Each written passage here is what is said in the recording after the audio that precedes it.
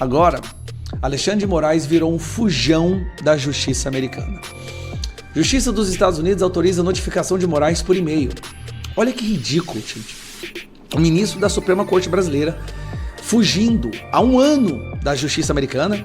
A Defensoria Pública da União acaba de se manifestar no processo dizendo que o Moraes não pode julgar o caso, que o Moraes é um juiz parcial, que ele deve se afastar do processo. A Defensoria da União dizendo isso do Moraes. Fala pessoal, sejam muito bem-vindos, o meu nome é Bruno, começando mais um giro de notícias, mas antes eu peço que você se inscreva no canal, deixe o seu like, compartilhe o vídeo e ajude esse conteúdo a chegar a mais pessoas.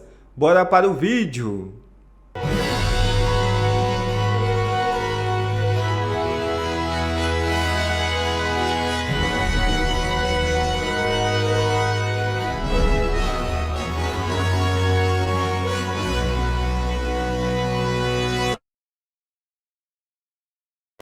Finalmente, Moraes é notificado pela Justiça dos Estados Unidos. É isso mesmo.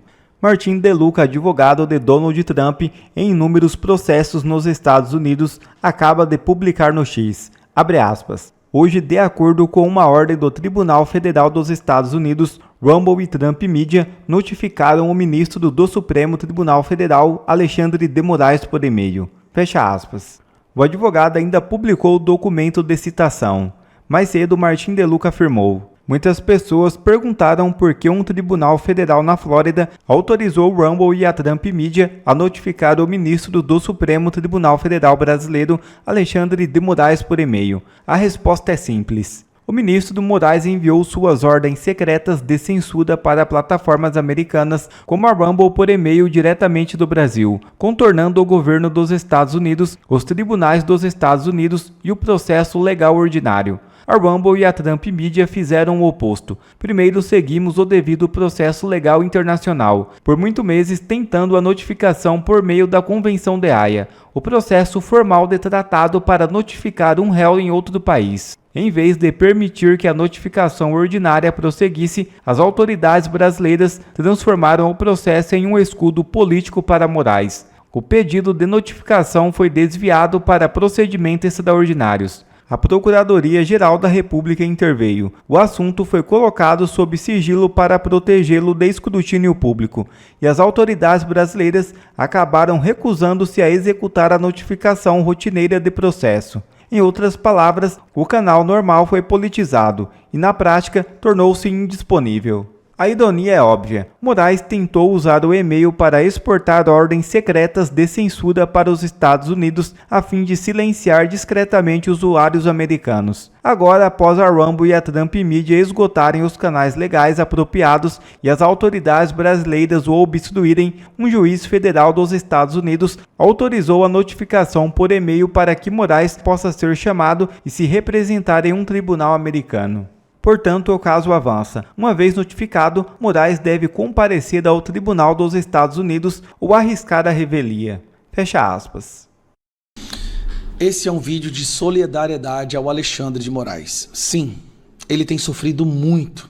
E eu aqui quero deixar registrado a minha solidariedade ao sofrimento do nosso excelentíssimo ministro do STF. Ele tem tido uns meses muito difíceis. Esse ano talvez tenha sido o mais difícil de sua vida, desde que ele assumiu o cargo, a poltrona, a cadeira no STF. E eu não estou me referindo aqui ao contrato estranho de 129 milhões de reais da esposa dele com o Vorcaro, que se tornou um escândalo que maculou a imagem da nossa Suprema Corte. Não. Eu estou me referindo a ele estar perdendo o poder que mais sacia a sua sede de vingança e seu ódio por quem pensa por conta própria.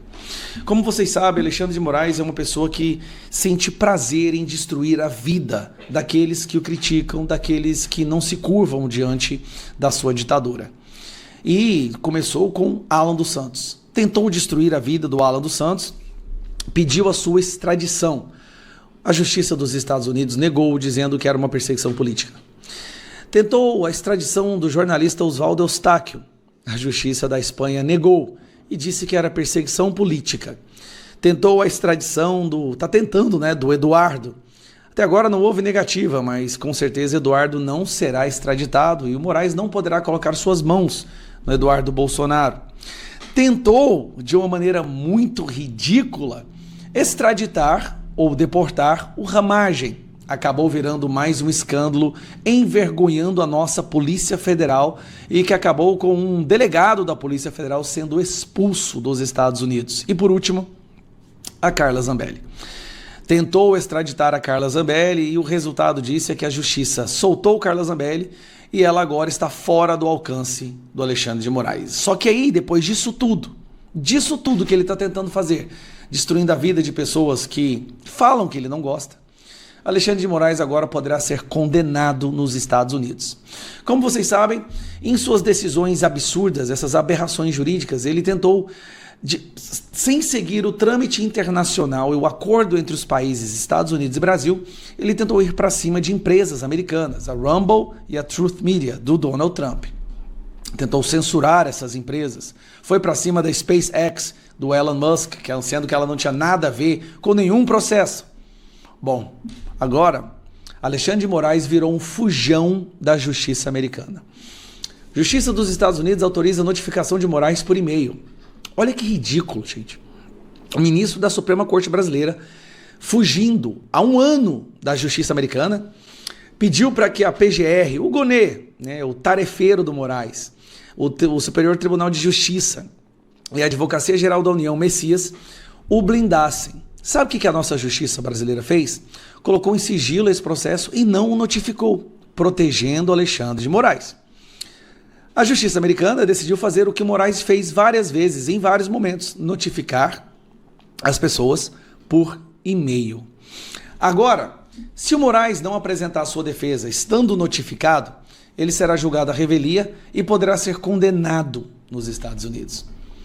Condenado nos Estados Unidos, ele já não tem visto para ir para lá mais. Agora você imagina termos um ministro da Suprema Corte Brasileira condenado, ou seja, ele é um criminoso nos Estados Unidos porque usou do poder que lhe foi concedido quando assumiu a cadeira no STF para perseguir pessoas, inclusive empresas americanas. A Justiça Federal da Flórida autorizou na sexta-feira, dia 22, que as empresas Rumble e Truth Media Technology Group notifiquem o ministro Alexandre de Moraes do Supremo Tribunal Federal por e-mail, em ação judicial movida nos Estados Unidos. A Trump Media, proprietária da Truth Social, rede social do presidente dos Estados Unidos, Donald Trump. Segundo a decisão, Moraes poderá ser citado por e-mails institucionais vinculados ao STF em até 30 dias. As empresas deverão comprovar ao tribunal que a notificação foi realizada. E aqui está a ordem liberando essas empresas para notificar o Alexandre de Moraes. Alexandre de Moraes tentou empurrar com a barriga, não ser notificado, achando que assim ele não seria punido. Será punido, poderá levar multas milionárias em dólares. Eu não sei se dá prisão, mas multas milionárias eu tenho certeza que sim. E talvez seja agora difícil para ele pagar essas multas, já que não tem mais os 3,6 milhões entrando na conta da sua esposa, do seu escritório de advocacia todos os meses. Moraes agora é um fugitivo da justiça americana. Esse é o caminho do Brasil. Ele deve estar tendo uma semana muito ruim. Eu me solidarizo com esse sofrimento. Perdendo a capacidade de prender pessoas inocentes, se tornando um criminoso nos Estados Unidos, sem visto. Perdeu o contrato do Vorcaro, porque o Vorcaro está preso, agora não tem como continuar pagando. E além disso tudo, dizem por aí que ele corre o risco de sofrer uma nova Magnitsky. Será que se ele soubesse lá atrás que essa perseguição desenfreada dele causaria tanto transtorno, será que ele teria feito tudo o que ele fez? Será que ele teria desrespeitado a Constituição da forma que ele desrespeitou? Bom, espero que sirva de lição para ele. Você se lembra do caso do Eduardo Bolsonaro, de coação no curso do processo, por ter ido para os Estados Unidos falar sobre denunciar as questões a respeito do julgamento do pai? Pois bem, a Defensoria Pública da União acaba de se manifestar no processo dizendo que o Moraes não pode julgar o caso, que o Moraes é um juiz parcial, que ele deve se afastar do processo. A Defensoria da União dizendo isso do Moraes. Eu vou te contar essa história toda agora. Eu sou André Marcília, advogado constitucionalista e comentarista jurídico, e peço que você se inscreva aqui no canal e deixe o seu like nesse vídeo. O ponto é o seguinte, como eu mencionei, esse processo já começou errado porque a defensoria foi forçada a entrar no caso. O Moraes não permitiu que o Eduardo Bolsonaro constituísse o seu próprio advogado. E por quê? Porque ele queria correr com o processo, citou o Eduardo Bolsonaro por edital, um procedimento errado, devia ser por carta rogatória, e aí a defensoria entrou no caso e começou a dizer o que muito advogado não tem coragem de dizer até hoje. Disse que o Moraes não pode julgar esse processo, que o Moraes precisa se afastar do caso porque ele seria a vítima ou a maior vítima dessa suposta coação promovida pelo Eduardo Bolsonaro. A Defensoria Pública da União chega a dizer o seguinte, que um juiz parcial gera arbitrariedade, que um juiz parcial, que é uma suposta vítima do crime a ele, imputado ao réu, que esse juiz juiz parcial se permanece no processo, o que se gera uma arbitrariedade, o que se gera é abuso de poder. Olha só, a Defensoria Pública da União dizendo que o Moraes comete, ao permanecer no processo, crime de abuso de poder. Repito, muito advogado não tem coragem de dizer essa verdade dentro de um processo e o próprio Estado que está dizendo aquilo que o Moraes deve ouvir. Olha, meus caros, a gente precisa também ler essa situação como uma série de derrotas que o Moraes vem sofrendo e que eu tenho trazido aqui no canal para vocês. Ele perde quando a Zambelli é libertada lá na Itália. Claro, ele, Moraes, se torna um perseguidor político para a justiça italiana. Ele perde também quando a Trump e a Rumble, a Trump Media, conseguem da justiça da Flórida no processo que movem contra ele por abusos cometidos contra as plataformas norte-americanas, consegue que a citação dele seja feita por e-mail porque ele vem se ocultando, vem se fugindo da justiça norte-americana. Imagina, um juiz da Suprema Corte fugindo da justiça norte-americana, isso na cabeça dos norte-americanos, imagina como não soa. Então o Moraes sofre derrota porque virou um perseguidor político da Itália, virou um fujão para a justiça dos Estados Unidos e agora mais essa, até para a Defensoria Pública Brasileira, o Moraes é um juiz que abusa do seu poder. O bolo, eu tenho sempre dito isso, às vezes as pessoas falam assim, eu tô desanimada, não vai nunca ter impeachment de ministros. O bolo se come pelas beiradas, o bolo não se come primeiro pelo recheio. Muitas vezes essa descredibilização do Moraes, essas derrotas pessoais vindas de fora e até mesmo de lugares inesperados como a Defensoria Pública da União vão desestabilizando um ministro que é claramente conhecido por seus excessos, por seus abusos, por suas arbitrariedades, mas não sofre nada em razão disso, porque está blindado pelo próprio Brasil, pela grande e velha imprensa brasileira e assim por diante, pelas pessoas que os colocaram lá, que permitiram que ele exercesse essa função absurda. E agora ele vai sendo desestabilizado aos poucos, pelos Estados Unidos, pela Itália e até mesmo pela Defensoria Pública da União. O bolo se come pelas beiradas. O Moraes sofre 3 derrotas seguidas e isso não é qualquer coisa. O carro vai andando aos poucos. Deixa aqui o seu comentário e a gente aqui está ligado nesse assunto e vai acompanhar o desdobramento desse processo que vai ser bem interessante. Como eu menciono aqui, a gente não dá só notícia, aqui a gente dá o que está por trás da notícia. E para o desespero de Lula, Flávio embarca para encontrar com Trump nos Estados Unidos. E o senador e pré-candidato à presidência da República, Flávio Bolsonaro, viaja aos Estados Unidos neste domingo para o encontro previsto com Donald Trump, que deve acontecer na próxima terça-feira, dia 26. Quem tem os detalhes para a gente desse encontro é a nossa repórter Valentina Moreira, lá de Brasília. Muito boa tarde, Valentina. Boa tarde, Leandro. Boa tarde a todos que nos acompanham. O senador Flávio Bolsonaro e pré-candidato à presidência viaja neste domingo aos Estados Unidos justamente para se encontrar com o presidente americano Donald Trump. Coluna Leandro Magalhães, a apuração feita por você, Leandro, traz para a gente a informação de que Flávio Bolsonaro irá se reunir com Donald Trump na terça-feira. Antes disso, ele tem algumas agendas com seu irmão Eduardo Bolsonaro, que vive no Texas e está recebendo outros deputados do PL que viajaram para os Estados Unidos na quinta-feira a fim de se reunir com o filho do ex-presidente Jair Bolsonaro. Esse encontro com Donald Trump será a primeira agenda internacional de Flávio Bolsonaro após a divulgação dos áudios que revelaram o financiamento do filme Dark Horse por Daniel Vorcaro. Neste sábado, estava agendada a participação de Flávio na Marcha para Jesus no Rio de Janeiro, mas o pré-candidato decidiu não comparecer para estar com seu pai, Jair Bolsonaro, antes da sua ida aos Estados Unidos. Leandro. Obrigado, viu, Valentina, pelas informações. Valentina Moreira falando ao vivo lá de Brasília. Hoje eu estou com o nosso Ranier Bragon, que está de plantão também lá em Brasília. Ranier, querido, muito boa tarde para você. Esse encontro, Ranier, cria uma expectativa tanto na direita quanto na esquerda, não é isso?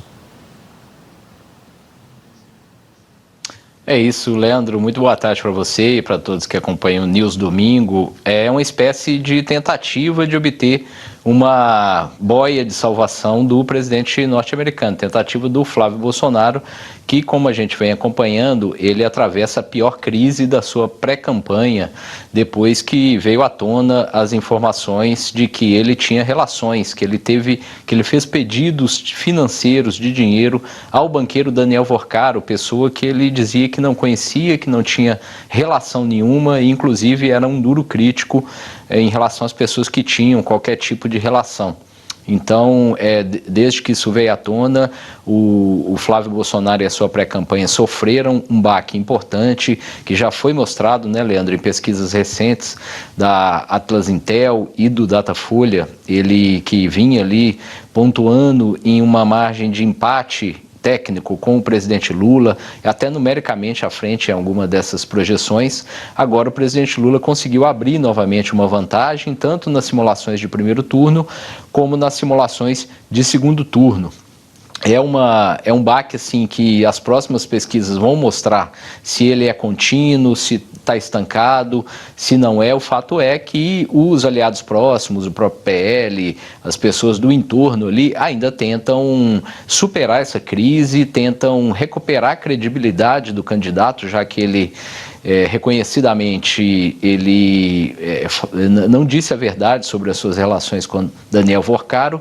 Então essa viagem para os Estados Unidos é justamente nesse sentido muito mais simbólico, porque não há nada prático ali a ser discutido pelo que a gente sabe, né, mas muito mais simbólico do Flávio Bolsonaro tentar desviar um pouco o foco negativo aí da sua pré-campanha, tentar passar uma espécie de demonstração de força, já que a última visita ao Donald Trump partindo aqui do Brasil foi do presidente Lula, que foi aquela visita ali para tratar de alguns assuntos, os vários assuntos aí da relação bilateral com os Estados Unidos, e a imagem que saiu dali, pelo menos a divulgada pela parte brasileira, foi de um encontro amistoso, um encontro em que foram discutidos ali vários assuntos e que mostrou um poder ali de negociação do presidente Lula com Donald Trump. Então agora o Flávio segue nessa viagem justamente para tentar, nesse momento crítico e agudo da sua pré-campanha, para tentar mostrar força,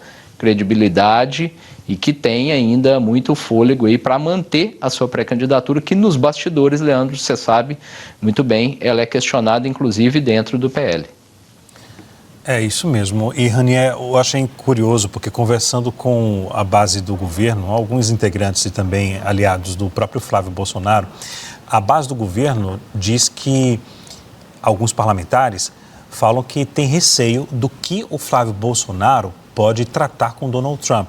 Se ele vai expor ali, por exemplo, os decretos sobre a regulamentação das redes sociais, que o decreto que foi publicado agora na semana passada, né?